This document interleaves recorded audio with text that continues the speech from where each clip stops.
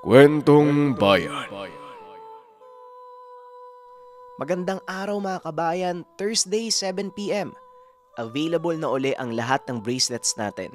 Meron tayong paparating na promo sa Thursday. Ulitin ko, kaya ako advance nag-a-announce kasi sobrang bilis maubos na mga spiritual bracelets natin. Ang i-feature nating bracelet ngayon ay spiritual bracelet 12 plus 1 mantra bracelets. Ang ibinibigay nito improves awareness, improves concentration, binabawasan ng stress, greater sense of calm, good for business kasi meron itong dragon. 12 beads represents the half cycle of the day. It's a must to say the prayer every 12 hours. No specific time, use the prayer provided in the package. The dragon represents good luck in business. Yun lang mga kabayan, abangan sa Thursday. Simulan na natin ang kwento. Ang kwentong ito ay hango sa totoong buhay. Mula ito sa isa nating kabayan na itago na lang natin sa pangalang Nonoy. Taong 1999, probinsya ng Aklan. Nang mga panong ito, nasa uling taon na ng pag-aaral itong si Nonoy mula sa prominenteng angka ng binata. Ang ama ay isang abogado, samantalang ang ina naman ay bise-alkalde ng kanilang bayan. Dahil sa estado ng buhay ng binata, tinitingala ito sa pinapasukang paaralan. Ngunit sa kabila nito ay nananatiling magpakumbaba si Nonoy. Dahilan para rumami ang kaibigan at tagahanga nito. Bagaman kapwa nag-aral ng batas ang kanyang mga magulang, pinili ni Nonoy na pumasok sa Philippine Military Academy. Simula ng bata pa ito ay pinangarap na niya ang maging sundalo. Hindi naman tumutol ang mga magulang sa kagustuhan, sa kadahilanang masaya si Nonoy sa landas na pinili. Ilang buwan na lang matatapos ka na sa akademya, Noy. Anong plano mo? Talaga bang magtutuloy ka sa pagsasanay sa Special Force?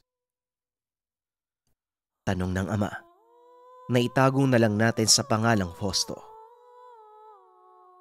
Opo, tay. Alam niyo naman po na matagal ko ng pangarap na mapabilang sa elite force ng bansa natin, di ba? Tugon ni Nonoy. Alam mong mahirap ang pagdadaanan mo doon.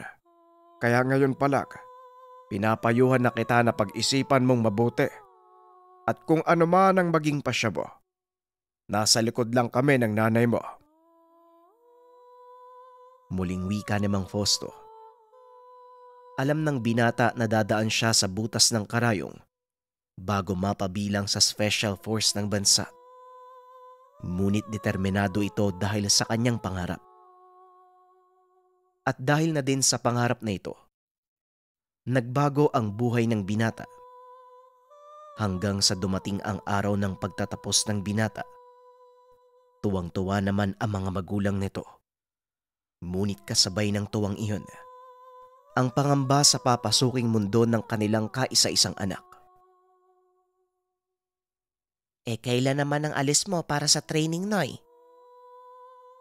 Tanong ng ina. Naitago na lang natin sa pangalang Loida. Sa susunod na buwan po, Nay. Pinagpahinga muna ako ng isang buwan para pagdating ko sa kampo, kondisyon po yung katawan ko. Tugon ni Nonoy.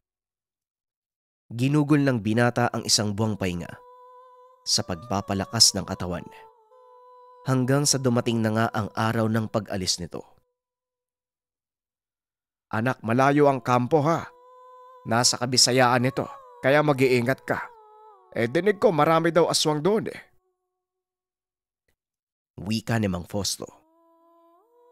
Tatay naman oh, naniniwala kayo sa mga ganun. Hindi po totoo yun.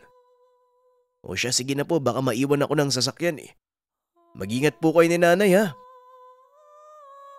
Wika ni Nonoy. Medyo matagal din itong nawala. Aabutin ng 8 buwan hanggang 1 taon ang pagsasanay ng Special Forces.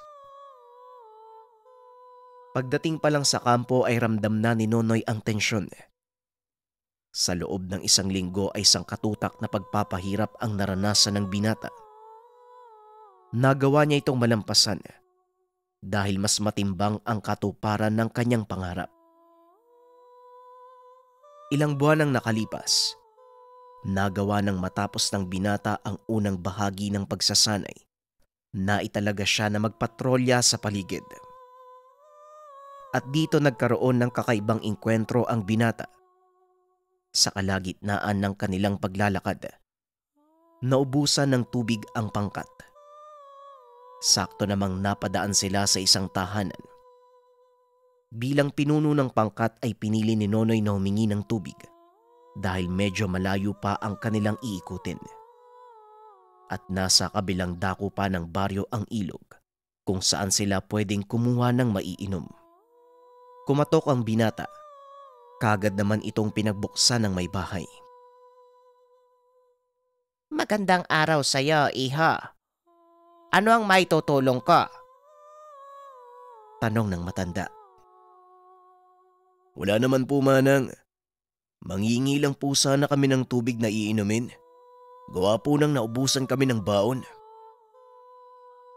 Tugon ni Nonoy. Pinaupo sila ng matanda at sinabing mag-antay sandali habang kumukuha ito ng tubig. Ilang sandali pa pagkabalik nito, meron ng dalang nilagang kamote at isang takore ng mainit na kape. Eto at pagpasensya nyo na. Ito lang ang nakayanan ko. Wika ni Nanang Isme. Hindi naman nakatanggi ang pangkat. Naupo ang mga ito sa harapan ng mesa at kumain. Nagtataka si Nonoy dahil nakatitig lang sa kanya ang matanda. Hanggang sa matapos ng kumain ang pangkat. Ngunit bago sila magpaalam, namataan ng isa sa mga kasama ni Nonoy ang pangkat ng armadong kalalakihan. Boss, mukhang may problema. Tignan mo.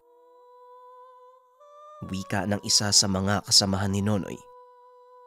Napatingin naman ng matanda sa mga kalalakihan. Dali-dali itong tumayo at tinago sina Nonoy sa loob ng tahanan nito. Mga rebelde sila. Kailangan nyong magtago. Wala kayong dalang mga sandata. Nakikita kong mapapahamak lang kayo kung haharapin nyo sila. Wika ni Nanang Esme. Hindi naman maintindihan ni Noy ang ibig sabihin ng matanda. Alam nito na sapat ang dala nilang sandata at bala kung sakaling magkaroon ng engkwentro. Nanang, pasensya na po pero sapat po yung mga dala naming sandata at... Huwag ka nang matigas ang ulo. Basta sumunod ka. Hindi na ituloy ni Nonoy ang sasabihin. Pinutol ito ng matanda. Hinawakan siya sa noo. Laking gulat ni Nonoy dahil nakakita ito ng mga pangitain tungkol sa kung ano ang mangyayari kung sakaling sagupain nila ang mga rebelde. Sa pangitaing iyon, nakita ni Nonoy na napapaligiran sila ng mga rebelde. Naubos ang kanyang mga kasamahan. Maging ang matanda ay hindi nakaligtas. Nang bumalik sa ulirat si Nonoy, kagad niyang inutusan ang mga kasamahang magsipagtago. Ilang sandali lang ay kumatok ang mga kalalakian. Sakto namang nailigpit na ng matanda ang pinagkainan, kaya hindi naghinala ang mga ito. Humingi lang din sila ng tubig at kaagad nang umalis. Makakalabas na kayo. Wala na sila. Hindi na sila babalik pa. Huwag kayong tumuloy sa kabilang baryo. Mas makakabuting bumalik kayo sa dinaanan nyo. Wika ng matanda. Sinunod naman ito ni Nonoy. Ngunit bago pa man ito umalis, tinanong nito ang matanda. Sabihin niyo po sa akin, paano niyo po ginawa yun? Napangiti lang ang matanda. Sa susunod ko na ipapaliwanag kapag handa ka na. Sa ngayon, kailangan nyong bumalik sa kampo nyo. Tugon ni Nanang Esme. Pagkarating sa kampo, kagad namang inulat ng binata ang nangyari. Dahil dito muli silang naitalaga sa lugar para magmanman.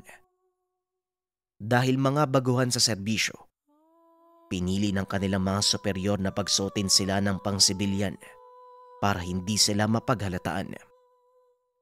Nagkunwaring mga simpleng mamamayan si Nonoy. Habang nagmamatsyag sa paligid, muli silang napadaan sa tahanan ng matanda.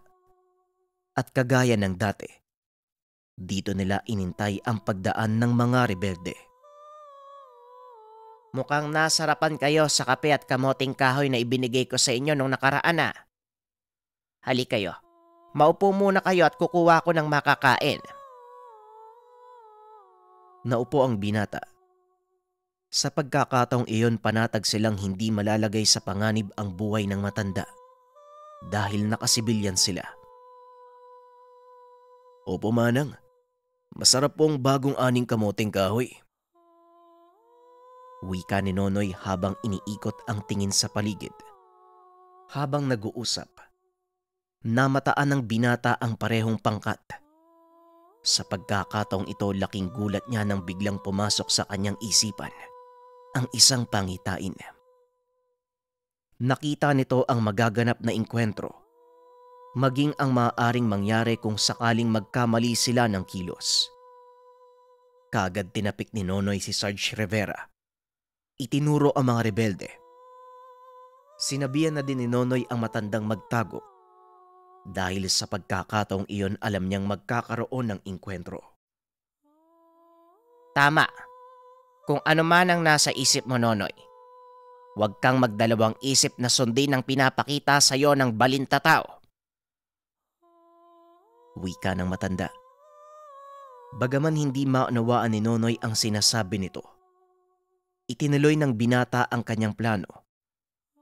Inutusan nito ang ilan sa mga kasamahang umakyat sa burol na malapit sa tahanan ng matanda upang makuha nila ang magandang pwesto sa pag-asinta. Sa radyo lang nakikipag-usap ang pangkat, kaya hindi sila mahahalata ng mga kalaban. Kasama ng pangkat na nasa tuktok ng burol ang kanilang sniper na si Sargento Rivera, kaya tiwala si Nonoy na hindi siya mapapahamak. Ilang sandali pa ay nakalapit na ang mga rebelde at kagaya ng inaasahan ng binata, kagad siyang inusisa ng mga ito. Baguhan ka dito? Anong pangalan mo? Taga saan ka? Sunod-sunod na tanong ng rebelde. Kagad namang sumagot si Nonoy. Ako po si Nonoy, taga kabilang bayan po. Napadaan lang para... Magpagamot. Pasyente ko ang binatang yan. Amin na nga yung braso mo. Nang mailagay ko na itong pangtapal. Ingatan mo ha. Huwag masyadong magalaw. Hindi na ituloy ng binata ang sasabihin dahil ang matanda ang nagtuloy nito. Nanang Isme, hindi naman kaya nagtatago ka ng mga sundalo dito? Tanong ng rebelde. Maparebelde o mapasundalo man yan. Sa oras na lumapit sa akin para magpagamot, hindi ko tatanggihan. Alam mo yon, Rodel. Ano bang sadya mo? Tugon ni Nanang Isme. Nang mga sandaling iyon, nag-aantay na lang ng utos ang mga kasama ni Nonoy mula sa kanya. Mabuti na lang walang ginawang masama ang mga rebelde. Ngunit bago pa man umalis ang pangkat ng mga ito, aksidenteng natabig ng isa sa kanila ang baso sa mesa. Nang pupulutin ito, nakita niya ang baril na nakasuksok sa tagiliran ni Nonoy. Agad itong bumunot ng sandata. Tinutukan ng binata. Mabilis naman itong hinawi ni Nonoy at nagbigay ng hudyat sa kanyang mga kasama. Pinaputukan ng mga ito ang rebelde na nasa labas ng kubo. Habang si Nonoy naman, nilalabanan ang dalawa sa loob. Mabilis namang tumakbo si Rodel upang iligtas ang sarili. Maswerte na lang. Nagawang itago ng binata ang matanda kaya hindi ito natamaan. Mabilis namang hinabol ng mga sundalo si Rodel. Ngunit nahuli na ang lahat dahil nakalayo na ito. Boss, masyadong mabilis yung isang yon ah. Kabisado niya ang kagubatan sa paligid. Mukhang kailangan natin ng tulong dito. Wika ni Sargento Rivera. Magradyo kayo sa kampo. Walang aalis hanggat walang dumadating na kasamahan. Tugon ni Nonoy. Medyo malayo ang kampo sa kinaroroonan nila. Aabuti ng halos kalahating araw ang lakad papunta doon. Kaya pinili ng binatang manatili sa tahanan ng matanda. At habang naghahapunan, kinausap nila ito at nagpakilala. Pasensya na po nanang pero ilang beses na kami nagagawi dito. Hindi pa kami nagpapakilala. Ako nga pala si Nonoy, ang pinuno ng grupo. At ito naman ang aking sarhento si Rivera. Bagi po kami ng Special Forces na nakatalaga dito sa lugar. Wika ni Nonoy. Tawagin mo na lang akong Nanang Esme o Nanang Esme. Walang problema, Nonoy. O siya, maiwan ko muna kayo ha. Maghahanda lang ako ng hapunan. Tugon ng matanda. Ang ipinagtataka ng binata, hindi naman bumababa ng bayan si Nanang Esme. Ngunit may mga pagkain ito. Karamihan ay sariwang karning baboy. Hindi na nagtanong pa ang binata. Sa isip nito may mga taong inuutusan ang matanda. Natapos namang kumain ng pangkat, wala pa rin ang kanilang mga kasamahan. Nagsalita ng pagbabantay ang mga sundalo. Habang nagpapahinga, kinausap naman ni Nonoy ang matanda. Ilang taon na po ba kayo, Nanang Esme? Tanong ni Nonoy. Kagad sinabi ng matanda ang kanyang edad. Nagulat si Nonoy sa narinig. Ako'y 85 taong gulang na, iho. Bakit mo naman naitanong? Napailing naman si Nonoy. Wala naman po, manang. Hindi lang po ako makapaniwala dahil ang lakas nyo pa eh. Nakikita pa nga po namin na nagsisibakan ng kahoy tuwing napapadaan kami. Tumawa lang ang matanda sa mga narinig. Alam mo, iho, ang edad ay numero lang. Ito lang ang nagpapatanda sa mga tao. O siya, gabi na. Magpahinga na kayo. Akmang tatayo na sana si Nonoy nang bigla siyang hawakan ni Nanang Esme. Bakit po? Ano pong problema? Tanong ni Nonoy. Bilisan mo. Tawagin mo ang mga kasamahan mo. Dahil may kapamakang nag-aantay sa kanila. Nagtaka ang binata sa mga sinabi ni Nanang Esme. Bakit naman po, Nanang Esme? Ano po bang panganib yan? Sa susunod ko na ipapaliwanag. Sa ngayon, gawin mo muna ang sinasabi ko. Huwag mo na silang patuloyin.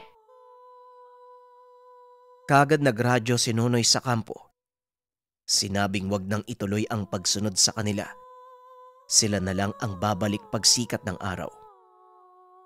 Sa kasamaang palad, hindi ito sinunod ng mga kasama dahil kasalukuyang naglalakbay papunta sa kanilang kinaroroonan ang mga ito.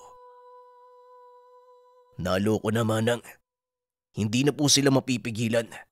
Tutuloy na po sila. Wika ni Nonoy. Kailangan nyo silang salubungin, Nonoy. Mapapahamak sila.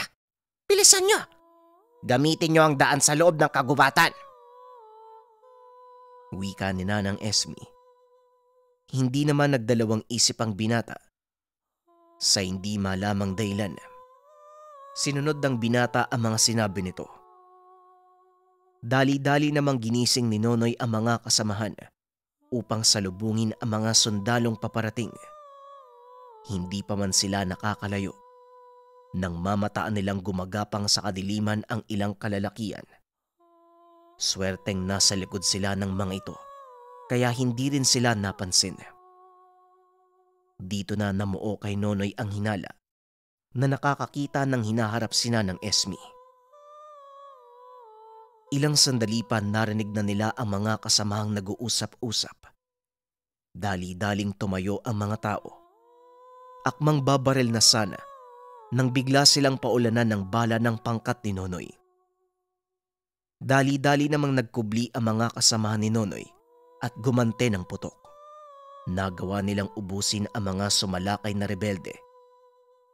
Kagad bumalik si Nonoy sa tahanan ni Nanang Esme upang tanungin ito kung paano itong nalaman ng matanda. Nanang Esme, sabihin niyo po sa akin kung paano niyo po nalaman ang mangyayari. Kasabot po ba kayo ng mga rebelde? Tumawa si Nanang Esme. Hinataw ng sandok sa ulo si Nonoy. Nababaliw ka na ba? Kung sa tingin mo kasabot ko sila, bakit ko sasabihin sa'yo ang mangyayari? Wika ng matanda. Aray ko naman, Nanang, masakit po yun ah. Pero kung hindi kayo kasabot ng mga rebelde, paano niyo po nalaman yun? Muling tanong ni Nonoy. Nako, alam mo magsasayang lang ako ng laway kung sasabihin ko sa'yo eh. Kasi hindi ka rin naman maniniwala. Tugon ni Nanang Esme. Subukan po ninyo, Nanang Esme. Handa po ako makinig. Ang nangyari kanina, nakita ko sa pamamagitan ng aking balintataw. At ikaw, alam kong nagawa mo na rin niyang gamitin. Muling naalala ng binata ang mga nangyari nung nakaraang inkwentro na magpapatunay sa sinabi ni Nanang Esme. Paano po nangyari yun? Wala naman po kung ganong kakayana. Tanong ni Nonoy. Ang mga balintataw ay likas sa mga tao. Kailangan mo lang itong paglinangin at sanayin ang sarili sa paggamit nito. Kailangan matuto tayong makinig sa sinasabi ng isipan natin dahil mas malakas yon kaysa sa pakiramdam na meron tayo. Sa kabila ng pagpapaliwanag ni Nanang Esme, alam ni Nonoy na may mas malalim pang kahulugan ang pangyayaring iyon. Nakabalik ng maayos si Nonoy sa kampo at para makaiwas sa anumang inkwentro, inilipat ng destino ang grupo ng binata. Ngunit sadyang mapaglaro ang tadhana dahil muling nag-cruise ang landas nila Rodel sa lugar kung saan siya nakadestino. Nasa kalagitnaan ng patrolya sila Nonoy ng mga oras na yun. Namataan niya ito. Hindi siya napansin ni Rodel dahil abala ito sa pamimili ng mga damit. Marahan niya itong nilapitan at pasimpleng tinutukan ng baril sa tagiliran. Rodel, huwag kang magkakamali. Napapaligiran ka ng mga sundalo. Hindi na ituloy ng binata ang sasabihin dahil bigla itong nakakita ng mga pangitain. Nakita nitong nasusunog ang tahanan ni Rodel. Nakulong ang mag-ina nito sa loob. Dali-daling ibinaba ni Nonoy ang baril. Hinila si Rodel sa isang sulok. Kahit patayin mo ko, kailanman hindi ko ikakanta mga kasamahan ko. Wika ni Rodel. Hindi na mahalaga ang bagay na yun. Bilisan mo. Sasama ako sa bahay mo. Nasa panganib ang mag-ina mo sa mga oras na to. Tugon ng binata. Mariing tumanggi si Rodel. Ngunit wala din itong nagawa nang muli siyang tutukan ng baril ni Nonoy. Gusto mong mamatay? Pagbibigyan kita. Pero sa ngayon, iligtas mo muna ang mag-ina mo. Nagtataka si Rodel kung paanong nalaman ng binata ang tungkol sa kanyang mag-ina. Sa halip na magtanong ay sinunod nito ang sinabi ng binatang sundalo. Pagdating sa kanyang tahanan ng laki ang mga mata nito Dahil unti-unti nang nilalamon ng apoy ang bahay, naririnig din ito ang sigaw ng mag-ina sa loob. Dali-daling tumakbo si Nonoy upang sirain ang pintuan. Samantalang si Rodel naman ay tila bato sa sulok. Hindi ito makakilos dahil sa mga nangyayari. Rodel, ano ba ginagawa mo? Matutos na ang mag-ina mo. Tumutunga nga ka pa.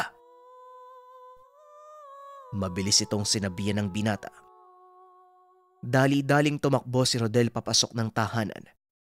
Nagawa nitong iligtas ang kanyang mag-ina at nadala sa ligtas na lugar.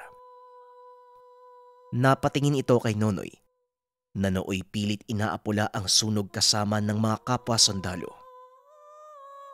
Nang matapos ang kaguluhan, nilapitan ni Rodel si Nonoy. Tinutukan pa siya ng baril ng ilan sa mga kasama nito. Ngunit kagad silang inawat ng binata. Utang ko sa iyo ang buhay ng mag-ina ko. Paano kita mapapasalamatan? Tanong ni Rodel. Maraming paraan, Rodel. Isa na dito ang pagsuko mo sa pamahalaan. Walang saysay ang pinaglalaban nyo. Kaya isipin mo ang buhay ng mga anak mo. Tugon ni Nonoy. Hindi naman sumagot si Rodel.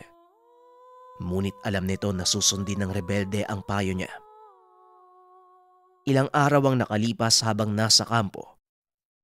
Nakita ni Nonoy ang pangkat ni Rodel. May dalang baril ang mga ito. Kaya bilang pag-iingat, sinalubong sila ng mga armadong sundalo. Hindi kami naparito upang makipaglaban. Nonoy, napag-isipan ko mga sinabi mo. Kaya ito ako, buong pusong nagbalik loob sa pamahalaan. Tugon ni Rodel. Ito ang pinakauna niyang tagumpay bilang sundalo.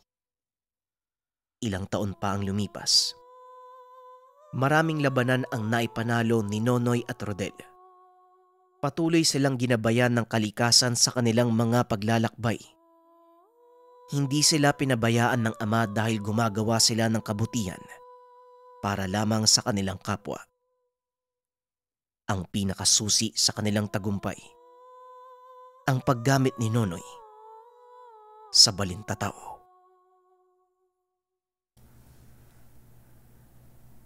Ang kwentong ito ay hango sa totoong buhay. Mula ito sa isa nating kabayan na itago na lang natin sa pangalang Milano. Taong 1996. Aklan. Isang retiradong guro si Milano. Nais pa man niyang magtrabaho pero hindi na pwede dahil nasa edad na ito katulad ng asawang si Josefa. Sa ilang dekadang pagsasama ng dalawa, hindi man lamang sila nabiyayaan ng anak. Ang masaklap, nasa edad na sila at parehong walang trabaho. Kaya naisipan ng mag-asawa na magpatayo ng tindahan sa tapat ng tahanan para kahit papano may kita at pinagkakabalahan ng dalawa. Mahal, siguro mas mainam kung kukunin nating tagabantay si Annalyn, yung apo ni Kakiko. Alam mo naman, hindi na natin kaya magbuhat na mabibigat, tsaka hirap na rin tayo makakilos. Mas maganda kung may aalalay sa atin. Wika ni Milano. Wala namang problema, mahal. Basta ba mapagkakatiwalaan. Alam mo naman ang panahon ngayon. Nako, kahit sa edad nating to nakakatakot na basta na lang tayo kukuha ng katiwala. Tsaka si Annalyn. Aba balita sa lugar natin na kung kani-kanino siya nakikiapit. Baka mamaya niyan, ano pang dalhin niya sa pamamahay natin.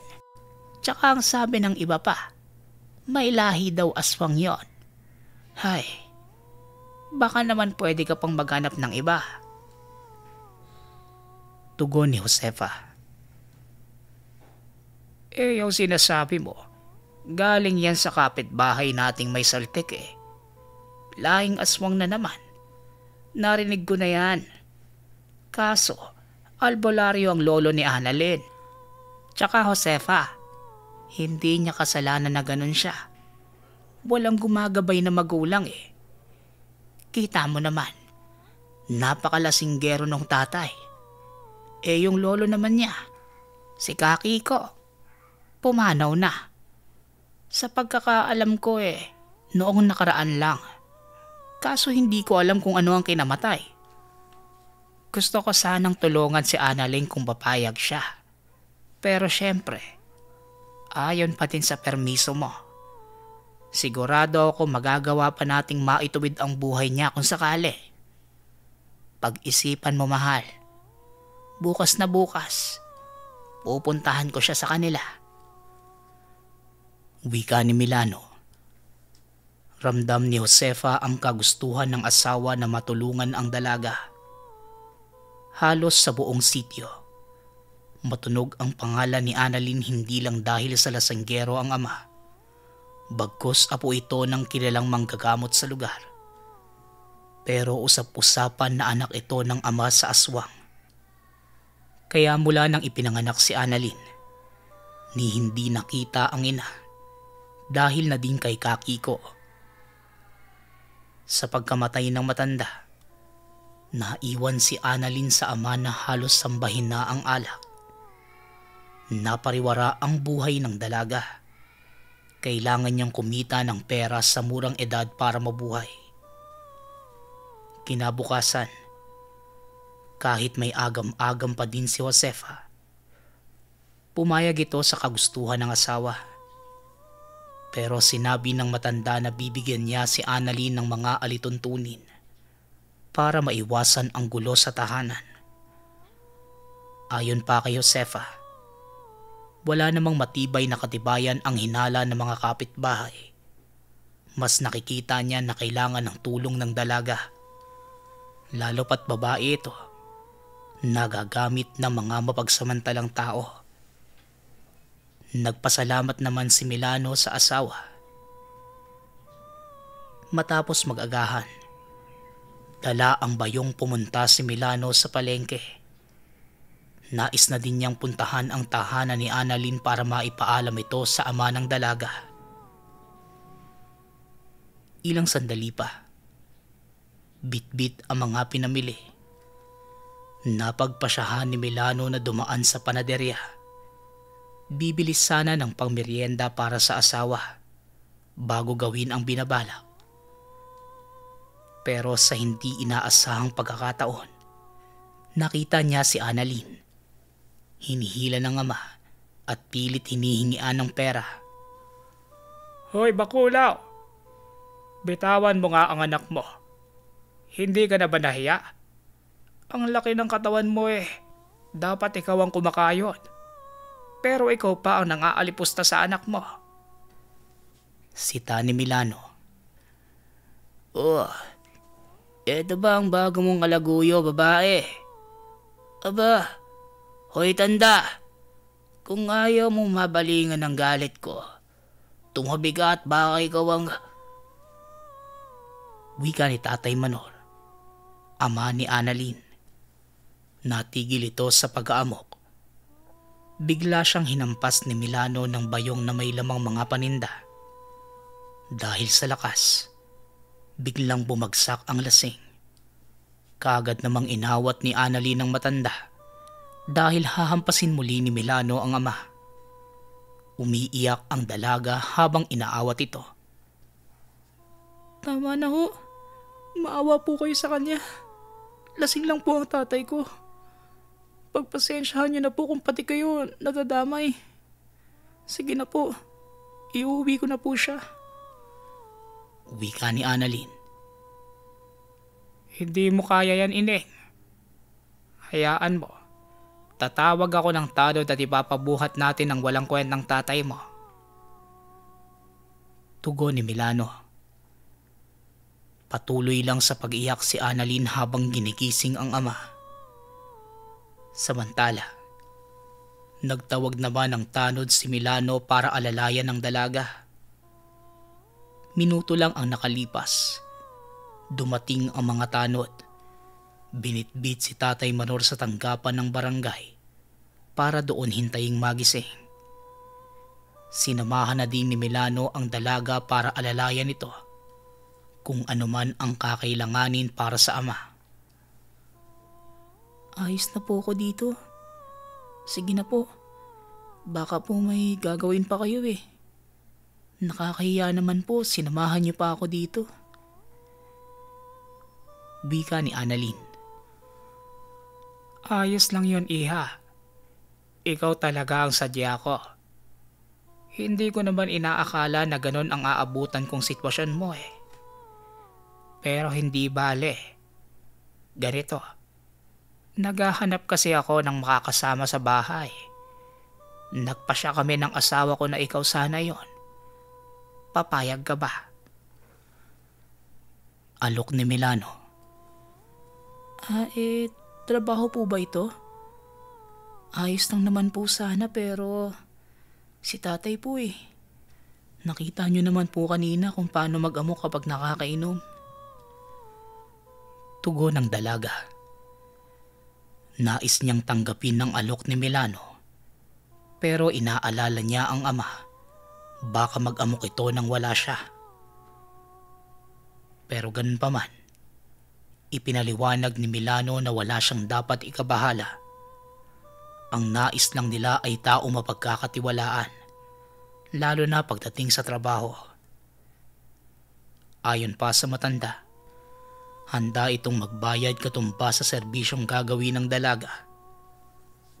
Makalipas ang ilang minuto, nanatiling tahimik ang dalaga.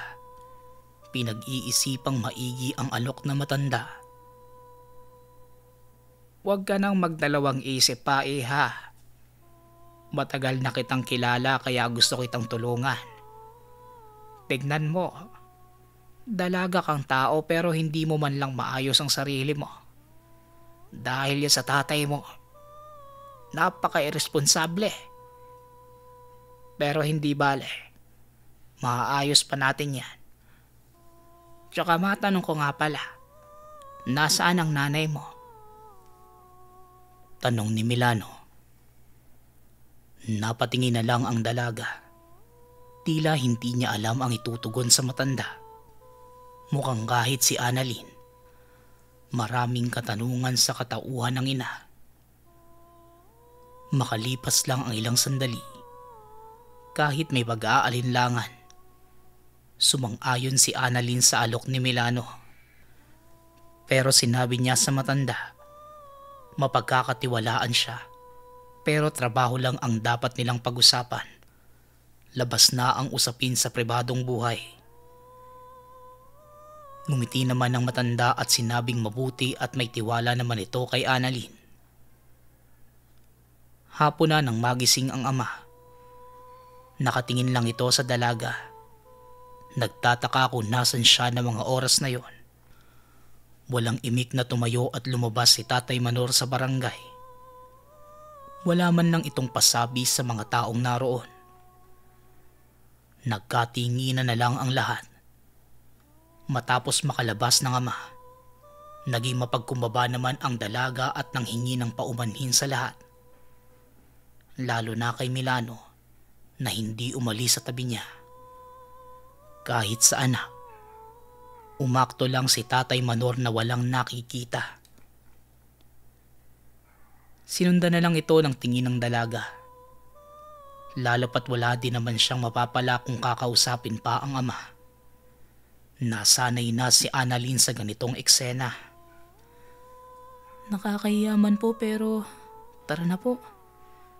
Gustuhin ko mang pong ipaliwanag ang ugali ni tatay pero puro pasensya na lang po ang masasabi ko. Ang sabi po sa akin ni Lolo, nagkaganyan si Tatay Manor dahil sa nanay ko. Umalis daw po si nanay dahil ayaw ng pamilya niya. Kaya si Lolo Kiko po ang kasama kong lumaki. Ito na lang po ang naiwan sa akin ni nanay. Bago po siya umalis, kailangan ko daw po itong ingatan ng mabuti. Magagamit ko daw po ito kung sakaling walang tutulong sa akin. Wika ni Annalyn habang inilalabas ang kwintas na naiwan ng ina bago siya iniwan sa lolo. Ayon naman sa yumaong matanda, tanda yun ng dalaga para kung sakaling babalik ito, madali siyang makikilala. Sa paglalarawan ni Milano, kwintas ito na may itim na batong palawin. Maliit lang, mukhang pinasadya talaga kay Annalyn. Itago mo na yan, iha. Malay mo isang araw makita mo din ang nanay mo. Huwag mo lang iwawala. Tsaka huwag mo na masyadong isipin ang walang silbi mong tatay. Tara na, sa bahay ka na umuwi. Wika ni Milano. Pwede po ba bukas na lang po? Kailangan ko po umuwi ngayon para makapagpaalam man lang ako. Tsaka mag-aayos na din po sana ako ng gamit. Hayaan niyo po, bukas ako na ang pupunta sa bahay niyo. Alam ko naman po kung saan yun Tugon ni Annalyn. O siya, sige.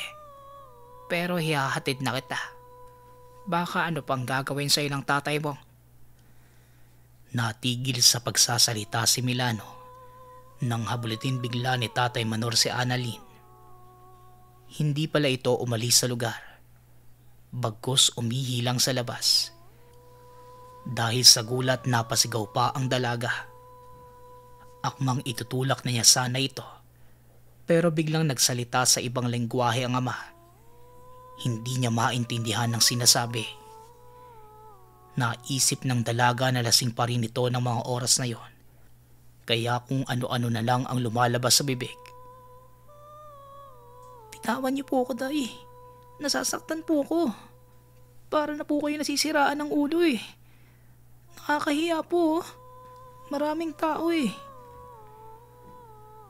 Wika ni Annalyn. Pero hindi nagpaawat si Tatay Manor. Nagpatuloy lang ito sa ginagawa. Ayon kay Annalyn, tila hindi na ito ang ama. Iba na ang taong nasa harapan. Lalo pa nang bigla itong nangisay na parabang sinasapian. Ayon kay Annalyn, yon ang unang pagkakataon na gumawa ang ama ng nakakakilabot na eksena. Hindi yon maipaliwanag ng dalaga.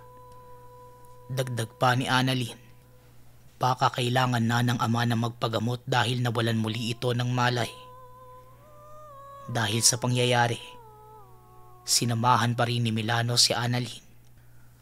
Ramdam niya na kailangan ito ng tulong, lalo pat walang aalalay o tutulong sa dalaga. Nakatingin lang ang mga taong nakapaligid na parabang hindi sila nakikita. Kakausapin na sana ni Milano ang tanod, pero hindi siya pinapansin ng mga ito.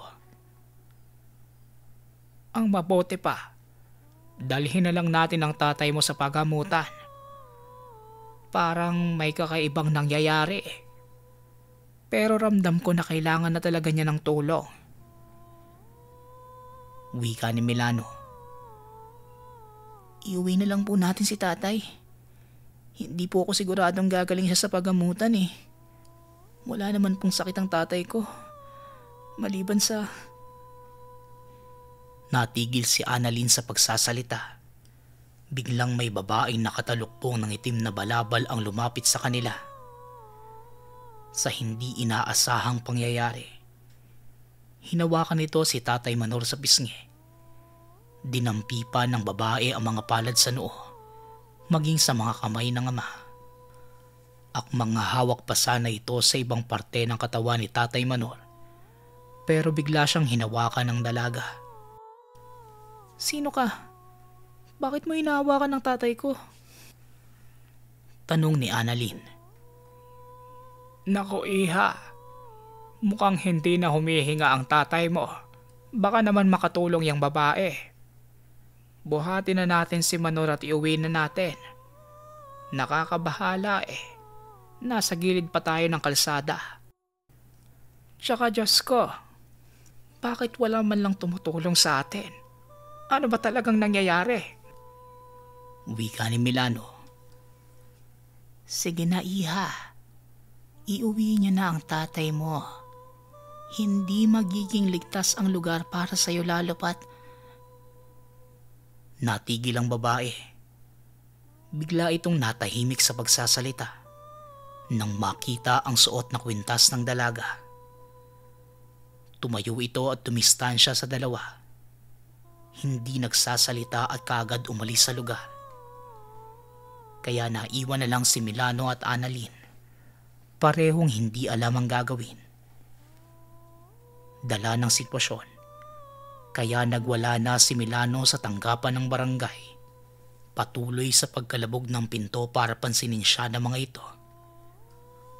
Pahampas na sana si Milano ng malaking bato, pero bigla siyang sinita ng isang tanod. Aba, bakit po kayo nagwawala? Aba, bawal po yung ginagawa nyo ah. Di ba kayo yung kasama nung lasing kanina? Tanong ng tanod. Nagtatanong ka pa kung bakit ako nagwawala. Kanina pa kami humihingi ng tulong. Ayaw niya kaming pansinin eh. Mamamatay na yung tao oh. Tugon ni Milano. Sino pong mamamatay? May kasama po ba ulit kayo? Nasaan po? Tanong ng tanod. Pero nang tignan ni Milano ang paligid, hindi na niya makita ang magama. Hindi niya maintindihan pero kanina, sigurado siya na iniwan niyang nakahandusay si Tatay Manor kasama si Annalyn. Napakamot na lang sa ulo si Milano sa mga nasaksihan. Hindi niya maipaliwanag ang lahat. Adi ka ba Manong? Kung hindi pa po kayo uuwi ngayon, talagang hindi ako magdadalawang isip na ipahuli ka. Nakita mo, halos masira mo na yung pinto. Papabayaran ko sa'yo yan eh. Wika ng tanod. Pasensya na. Sige, ako na ang bahala dyan. Kahit ako naguguluhan na din sa mga nangyayari. Tugon ni Milano. Kaagad namang umuwi si Milano dala ang mga pinamili. Magdidilim na nang makarating siya ng tahanan. Kaagad naman itong sinalubong ng asawa. Nagtataka kung ba't nakabusangot si Milano. Pero hindi na lang pinansin ng asawa ang kakaibang kilos ni Milano. Bagkus inayos na lang ang dala. Hinintay na ito na lang mismo ang magsabi ng nangyari. Hindi na mapakali si Josefa. Hindi pa rin nagsasalita ang asawa. Nanatiling tahimik at nakaupo sa isang banda. Ilang sandali pa ang lumipas. Imbes na magtanong, pinili ni Josefa na ihanda na ang mesa para makakain. Habang nasa hapag ang mag-asawa, panay ang buntong hininga ni Milano. Hindi niya alam kung paano ito sasabihin sa asawa. Kung ano man yan Milano, sabihin mo na. Hindi yung para kang ewan dyan. Wika ni Josefa. Mahirap ipaliwanag eh. Kahit ako, hindi ko alam kung saan mag-uumpisa. Sa ngayon, hayaan mo na lang muna ako. Sige na, kumain ka na at magpahinga na tayo. Pagod ako at gusto ko lang muna ng tahimik. Tugon ni Milano. Kahit nagtataka, inunawa na lang ni Josefa ang pasya ng asawa. Kahit nakikita sa mukha ni Milano ang pagkabalisa, mas pinili pa rin ni Josefa na magwalang kibo. Maghahating gabi na. Patuloy pa rin si Josefa sa pakikiramdam sa asawa. Ayon sa kanya, hindi siya makatulog dahil nararamdaman niya ang pagkabalisa ng katabi. Hanggang sa may biglang kumatok sa pinto ng tahanan. Naririnig niya mula sa labas ang kaguluhan ng mga tao. Milano, may mga tao sa labas. Ano ba talagang nangyari? Tanong ni Josefa. Tumayo naman si Milano at tinignan kung ano ang dahilan ng kaguluhan. Pagbukas niya ng pinto, kaagad bumungad ang taong bayan kasama ang mga pulis at tanod. Napakunot ang noo ni Milano. Ano po bang nangyayari? Tsaka, hindi ko po maintindihan. Bakit sa ganitong oras po? Tanong ni Milano. Naalala mo ko? Yung tanod kanina doon sa barangay. Nandito kami para hingi ng panig mo sa nangyaring patayan kanina lang. Yung lasing na dinala mo kanina, natagpuan wala ng buhay. Karumal-dumal ang ginawa eh. Lumalabas sa investigasyon na ikaw ang huling kasama. Wika ng tanod nang makita si Milano. Ako? Paano nangyari yon eh? Kasama niya si Annalyn. Yung anak niya. Tugon ni Milano. Sino anak? Wala naman kayong kasama kanina eh. Dalawa lang kayo nung lasing na pumasok sa barangay. Sumama ka na muna sa amin sa presinto nang madepensahan mo din ang sarili mo. Ayon sa mga nakakita sa pagpatay, may grupo ng mga hindi kilalang tao na sumugod sa lasing. Hindi din klaro yung pagkukwento nila eh. Para bang nahipnotis mo? Wika ng tanod. Lumabas na si Josefa para maalalayan ng asawa. Maging ito, hindi makapaniwalang masasangkot ang asawa sa nakakakilabot na kaganapan. Pero hindi naman nagdalawang isip si Milano na sumama sa mga pulis. Doon sinabi ng matanda ang buong nangyari. Maging ang pagwawala niya sa barangay, pinabulaanan naman ito ng mga saksi. Kahit hindi makapaniwala ang mga nakikinig, pinagdiinan ni Milano na totoo ang lahat ng sinasabi niya. Bago pa sila pinauwi, dumaan muna sa pagsusuri ang matanda kung gumagamit ba ito ng pinagbabawal na gamot o nasa impluwensya ng alak ng araw na yon. Nagpapasalamat naman ang mag-asawa. Negatibo ang lumabas sa resulta. Kinaumagahan, nakauwi na ang mag-asawa. Nang hingi ng pasensya si Milano kay Josefa dahil sa mga nangyari. Marami sa mga kapitbahay ang nakiusyoso at nagtanong kung bakit nasangkot sila sa magulong buhay ni Annalyn. Pero ayon sa mag-asawa, wala naman silang intensyong masama kundi makatulong. Pero hindi nila inaasahang may malala palang mangyayari. Ganun pa man, pinagpasa Diyos na lang na mag-asawa ang mga ito. Naging trauma naman yon ni Milano. Nagkaroon siya ng masamang imahe sa lugar. Magpasa hanggang ngayon, hindi pa rin natatagpuan si Annalyn. Wala pa ring malinaw ng kasagutan sa pagkamatay ni Tatay Manor. Hindi man yan napatunayan na totoong may aswang. Pero sapat na ang nasaksihan. Totoo ang mga kababalaghang sinabi ng mga kapitbahay na hindi normal si Annalyn at anak ng aswang.